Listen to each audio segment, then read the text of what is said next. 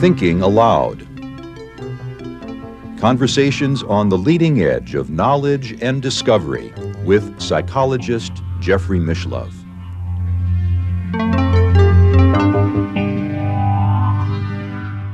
Hello and welcome. I'm Jeffrey Mishlove. Today we'll be exploring consciousness in the cosmos. With me is cosmologist Jude Currivan, who is the author of The Cosmic Hologram.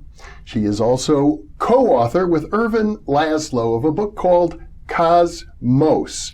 Some of her other titles include The Eighth Chakra, The Wave, and The 13th Step.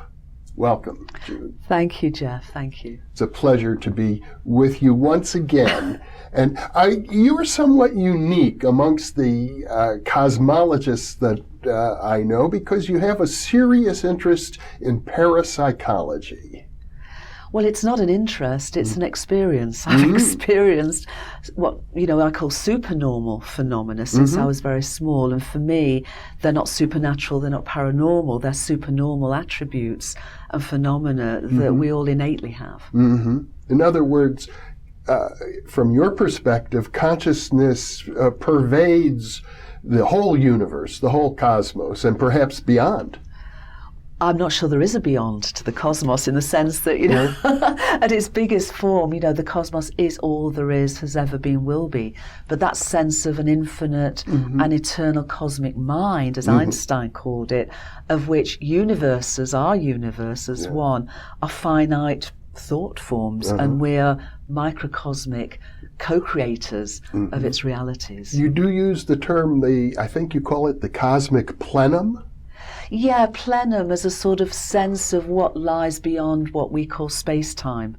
So space-time, energy, matter, space-time, our universe is an emergent phenomenon of consciousness. So what lies outside space-time is what I'm calling the cosmic plenum, but essentially it's the mind of God, it's cosmic mind.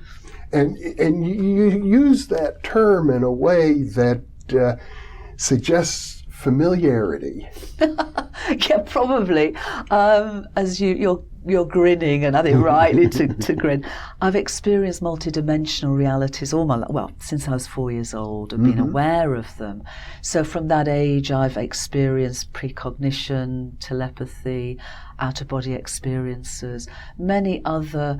I've walked between worlds, essentially, all my life, and I've communicated with many discarnate intelligences, as well as obviously many incarnate wisdom keepers.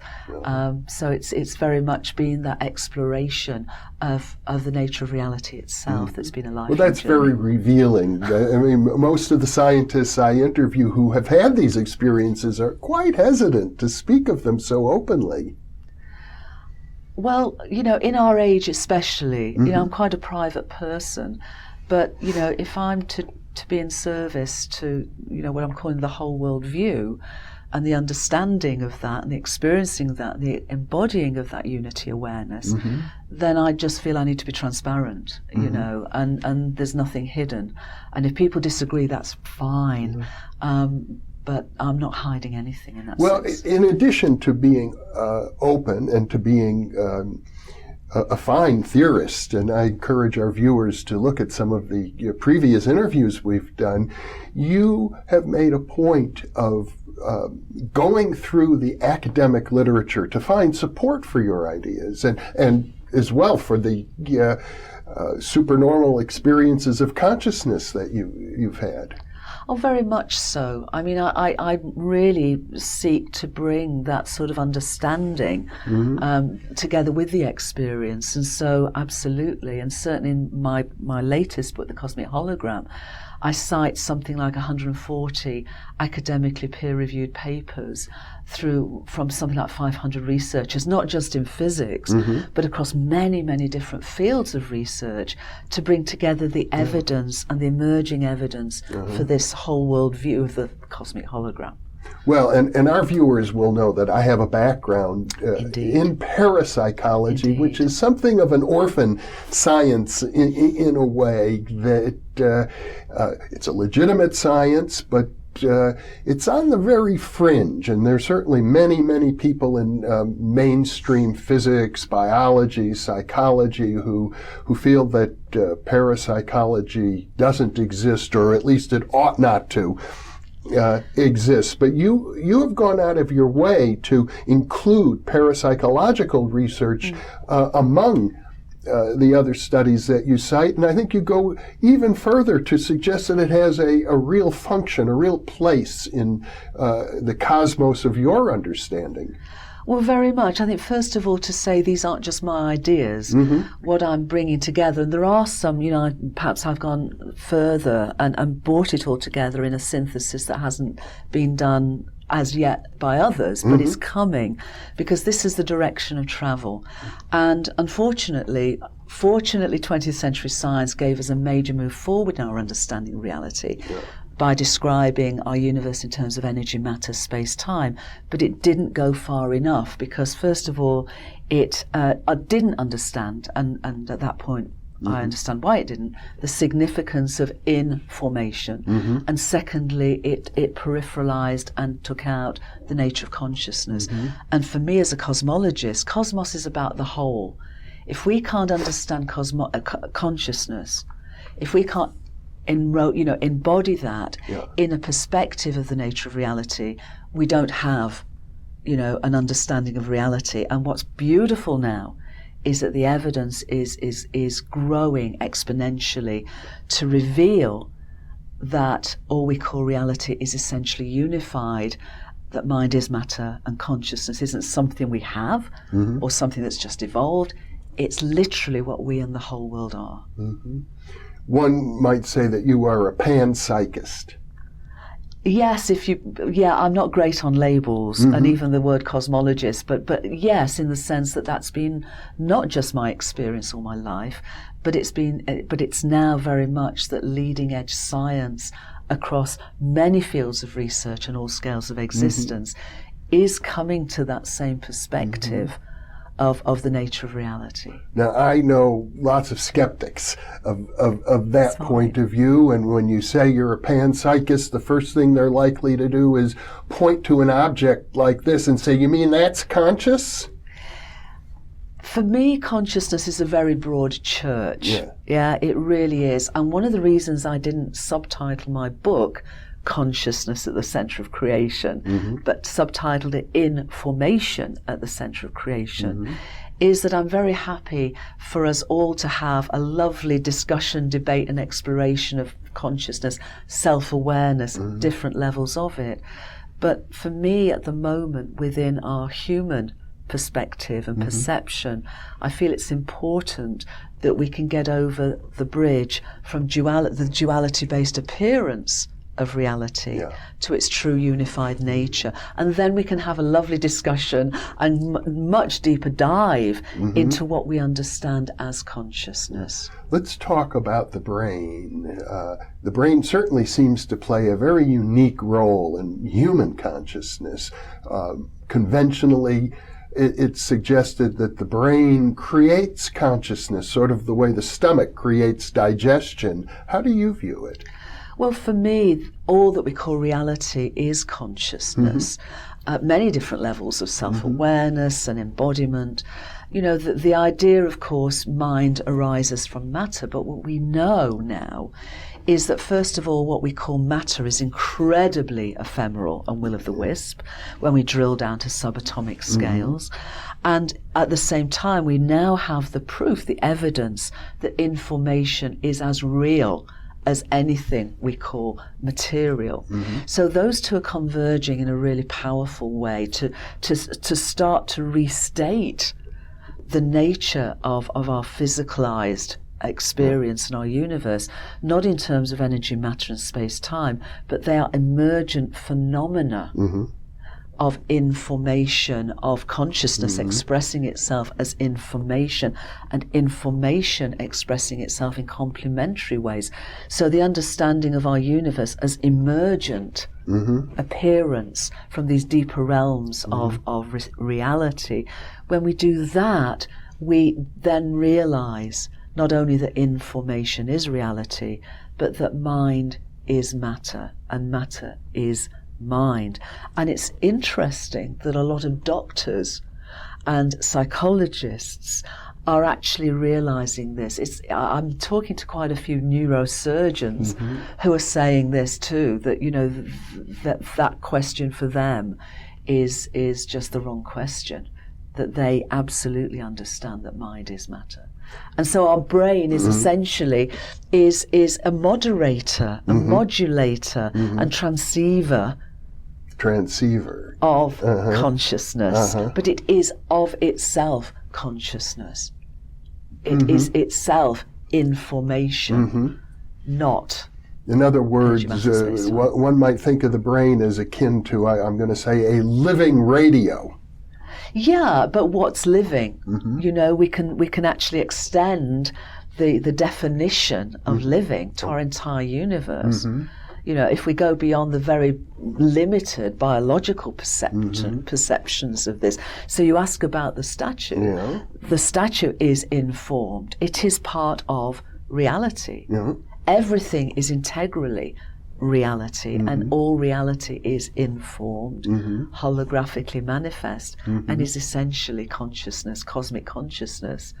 Would you say, with regard to this lovely work of art, that it's in some way different now that it's been sculpted than it was when it was just a stone in a mountain somewhere?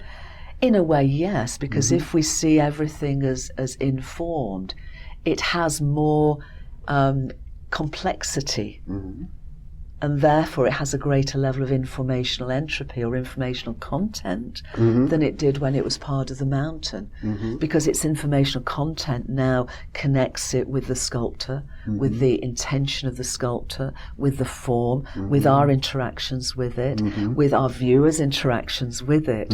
So our universe, as it exists and evolves as a unified entity, first of all, every moment of time flowing forward, our universe embodies more and more informational content, and therefore conscious experience. And so whenever that beautiful sculpture was actually part of a mountain, you know, of itself, if it was still part of the mountain, our universe would have moved on, but it has moved on specifically through the co-creativity of the sculptor. Now, there's an art form referred to as psychometry, where a person with certain supernormal abilities would be able to read into this its own history. It might be a clairvoyant or a psychometrist would be able to tell me about the people who sculpted this, and maybe even tell me about the people who mined this stone itself, that they've left mental impressions that are somehow captured here in the stone. Well, it's all informational, and I would say that we all have supernormal abilities. It's just that our culture closes them down so early that it's only a few folks who are particularly sensitive or particularly rebellious that can go through and continue to have those supernormal abilities. But we all have them. It's part of our intrinsic nature. And our intrinsic nature is as a microcosmic, co-creative consciousness of our entire universe. So yes, to psychometrize the information, because with each moment as space expands and time flows, not only does our universe embody more and more information, but that information's never lost. So we have that past information of the universe knowing itself in every moment. Supernormal abilities of, you know, including psychometry, can tap into that past incremental accumulation of information. Now, when you say the information is never lost, some people may be shocked. I mean, some people would probably hope that some information would get Please lost. lose it. Yeah.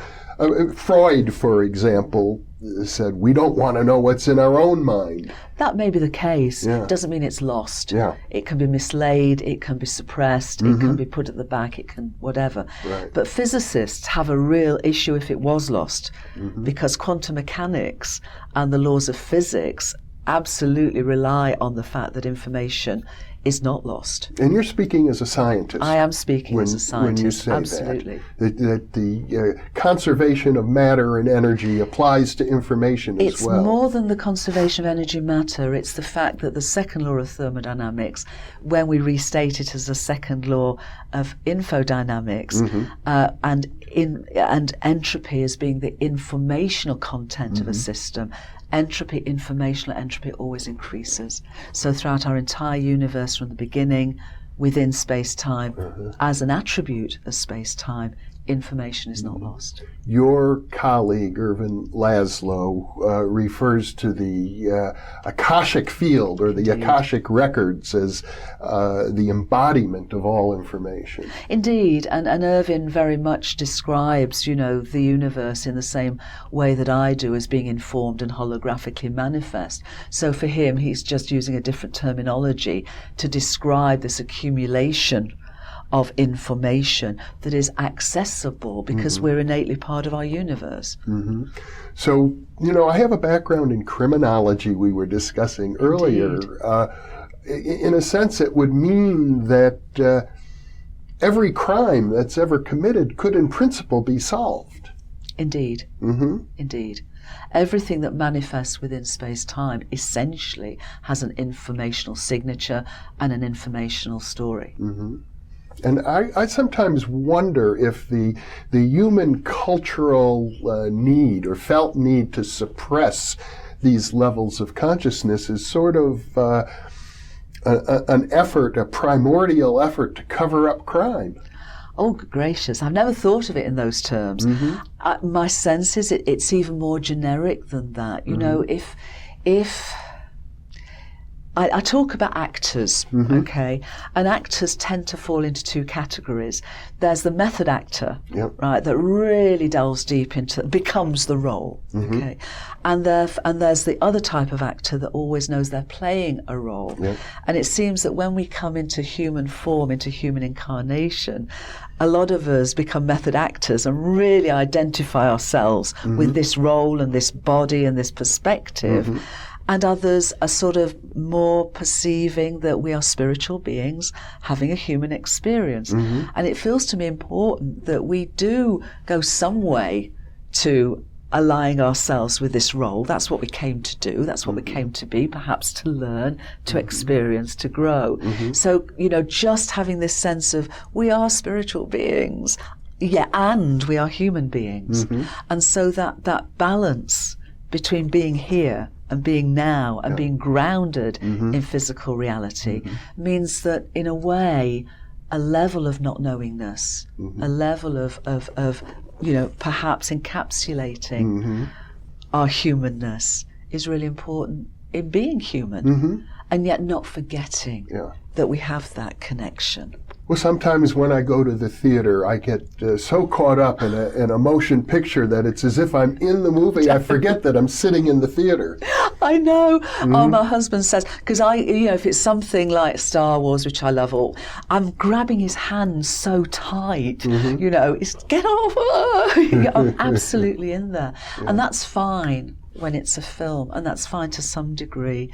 But when our human experience persuades us of the separation between us, and perhaps the fears that come from that perceived separation, and the conflicts that come from that separation, and the dysfunctional behaviours that come from that separation, then I feel it's time for us, as I feel we are now, to remember who we really are, that we are spiritual beings, microcosmic co-creators of our realities, having a human experience.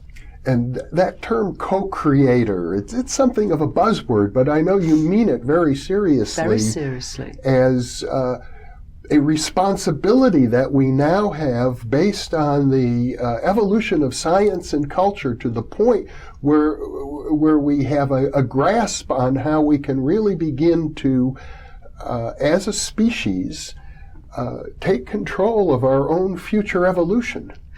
Absolutely. And, I don't want to be heavy with the idea of responsibility, because I feel this is a lovely song and an invitation to do this and to step forward into understanding, experiencing and embody the unity awareness of unified reality, which is where, as you say, all the science is coming towards, that reconciles with spiritual, universal spiritual experiences. And it's incredibly empowering. Because unity awareness doesn't mean this sort of homogeneity. When we do this, when we actually get to this understanding, we realize how unified reality has differentiated itself into this glorious universe, this beautiful planet. Each of us are unique, and yet collectively, however diverse we are, we have this wonderful commonality of being part of a human family. We have this amazing, abundant planet. How beautiful she is.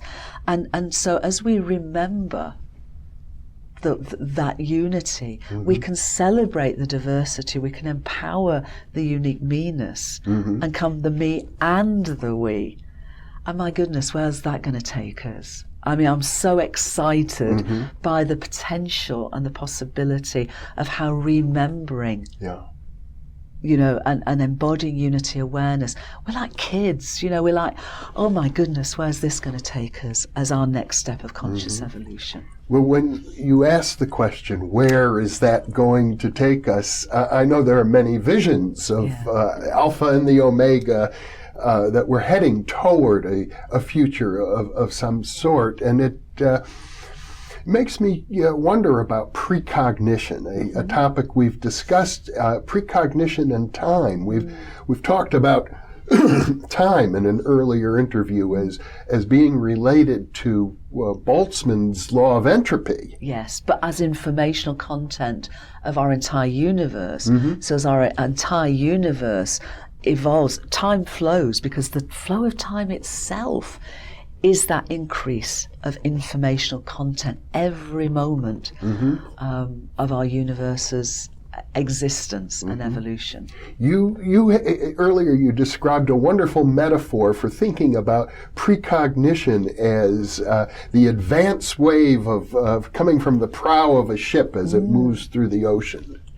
Yeah, if you see a ship moving across a lake or an ocean, at the front of the ship there's a sort of a bow wave, and it's rather like a sort of a just forming, before then the ship moves through it. And it seems the best sort of evidence that I can put together as an explanation for both precognition, which a lot of evidence supports, is that as our universe moves forward, at that point of the nowness of it, there is a bow wave beyond that, where reality, physical reality, is not yet crystallized into the now, but its possibilities and potentialities are doing so. So that's how I perceive the precognition, but also it's an understanding perhaps how consciousness comes into its manifestation, because we talked in an earlier interview about how non-physicalized attractors of consciousness actually form boundary systems, whether it's of an ecosystem or indeed of our collective psyche. And we talked about conflicts and how, there's an attractor base perhaps of our separation or perceived separation that gives rise to fear-based behaviors, of which conflicts is one manifestation, and how we can co-create an attractor of peace and a co-attractor of love. And when complex systems are at the point of unsustainability, their attractor basins become, start to fall, the boundaries start to decohere. Yeah. Okay? And what happens is there's a possibility of either falling into disorder, of chaos, or creating a move into a high level of coherence. Yeah? And it seems to me that in our collective consciousness at the moment, that attractor of our perceived separation, you know, of the world, how we see it, how we experience it from that fragmented understanding is falling away. Our boundaries are you know, falling away. Our behaviors are unsustainable. How we are in the world is unsustainable. At the same time, in this bow wave of potentiality, there's a higher level of coherence being formed.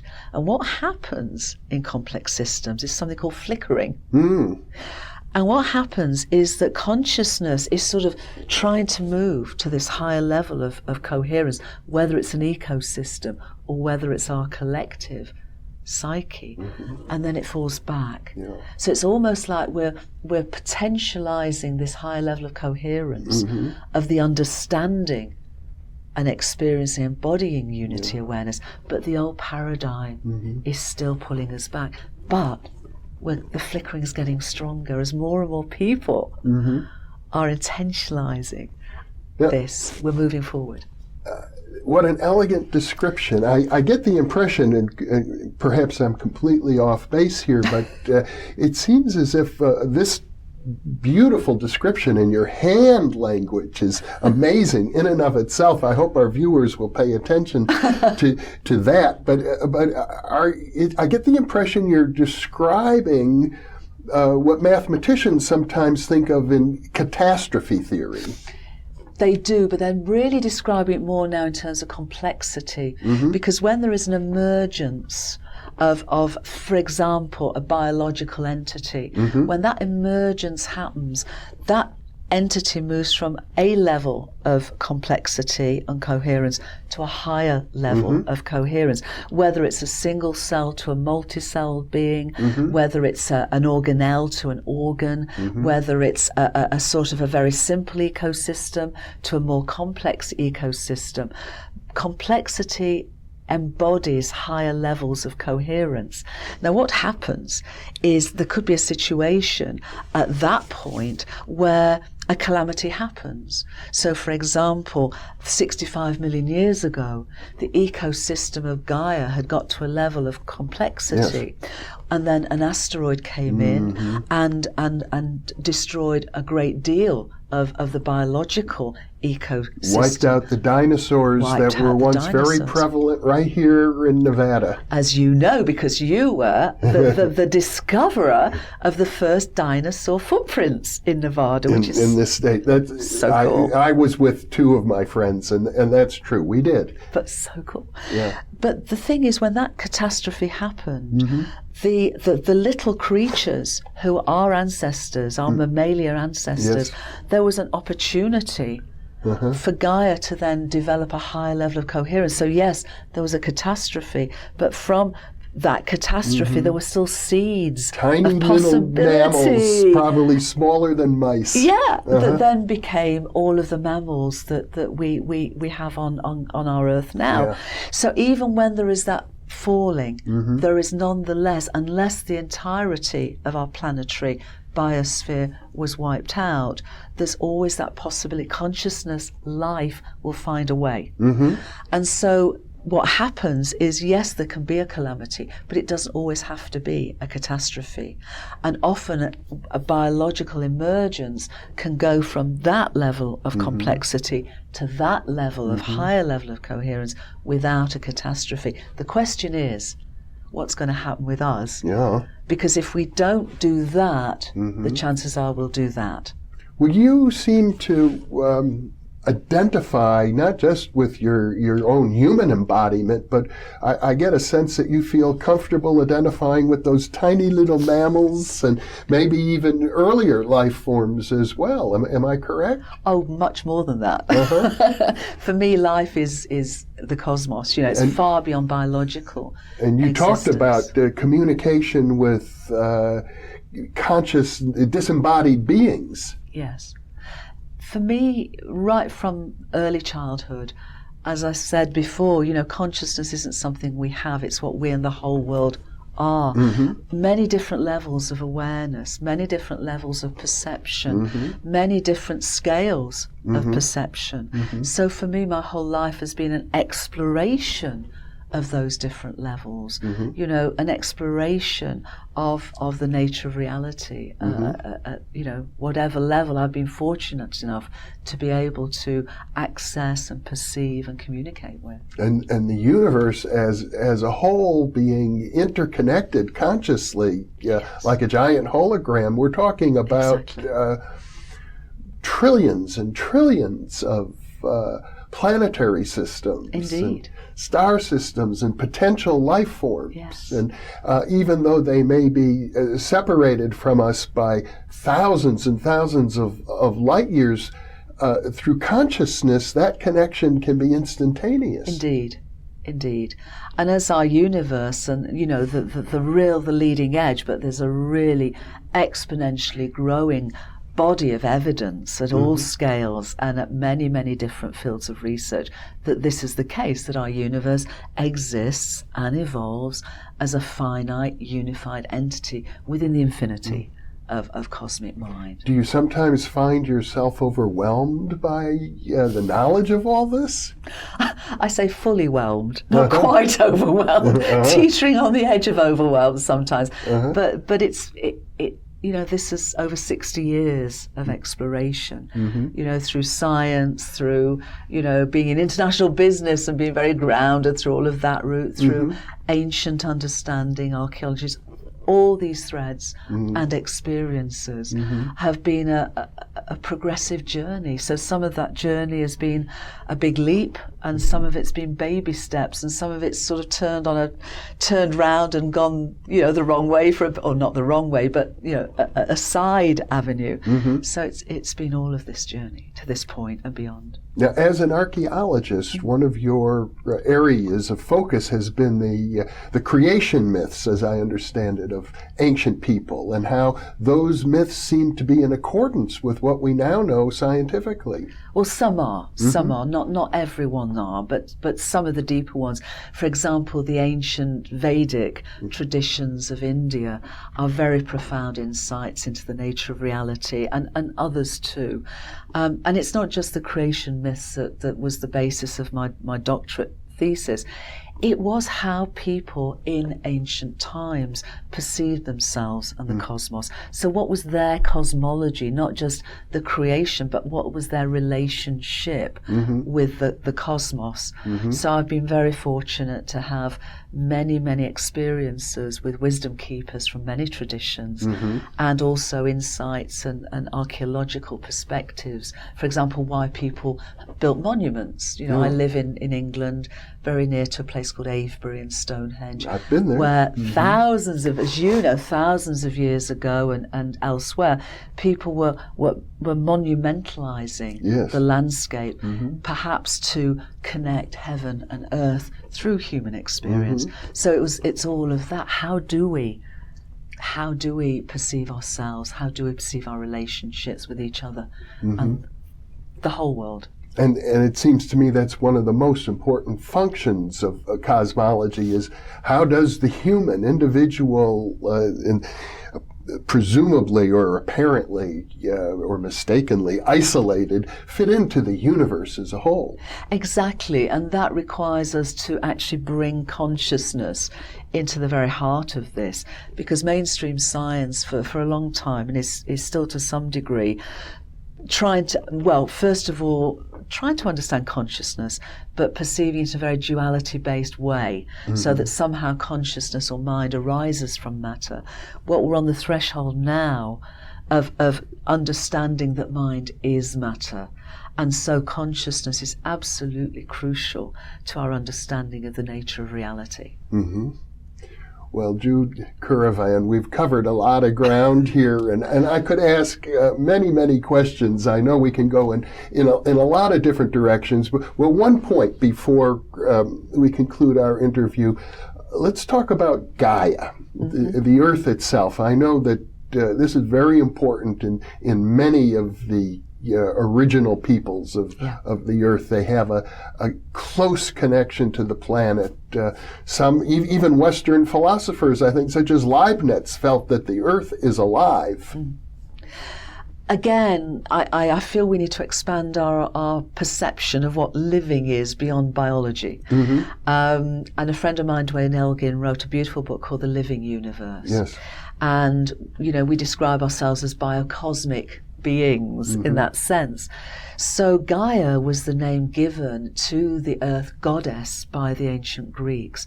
And it was in modern times, it started to come forward as a hypothesis by a researcher called James Lovelock, who perceived the earth as a homeostatic system where everything is interconnected and relates to everything else to allow life, biological life, to emerge and to be nurtured over the last 4.5 billion years. And I write about this in the Cosmic Hologram because the nature of information, not as random data, but as patterned information, in hyphen formation, in forming the world, is very clear in the way that Gaia operates, as it were. And so this understanding is really emergent now, and it's emergent in a very important respect in that we, in my view, need to heal our relationship, not just with each other, but with Gaia, literally as Mother Earth, our planetary mother, who we depend on for everything. And we've trashed her, and we've polluted her, and we've treated her very, very badly, probably, and in my view, certainly, because of our misunderstanding of the nature of reality. We've seen her as separate. And we need now to understand that we are intimately interconnected. With her health is our health. Our well-being is her well-being. Do you experience Gaia as a conscious entity? Yes, in different ways than I experience you as a conscious entity, but nonetheless, given that very broad definition that I have of consciousness, that it isn't what we have, it's what we and the whole world are. Yes, indeed, I do. And I feel that regardless of whether others do to that degree, that as a species, it is absolutely vital that we heal our relationship with her, and actually perceiving her as a living being, perceiving her as a benevolent mother on whom we depend, even if that's not that full communion, is an enormous step forward in how we treat her, how we are with her, and how we then transform our behaviors with regard to her. Now, you spoke about understanding Gaia as a conscious entity, but different from Jeffrey as a conscious entity. I did an interview on panpsychism once with a philosopher, Christian de Quincey, and he made a point of focusing on what he called wholes, meaning holistic, that a planet or an animal or a human or we are wholes, and so we are we have a conscious self. Whereas perhaps this lovely statue is an aggregate rather than a whole. And the statue may not possess a self in the same way that a human does. I think that's a fair point. I think, though, from what I was saying earlier, I don't want to impose my perspectives on anyone else. What I am offering is an invitation to, continue our journey as a species from duality-based to unity-based awareness.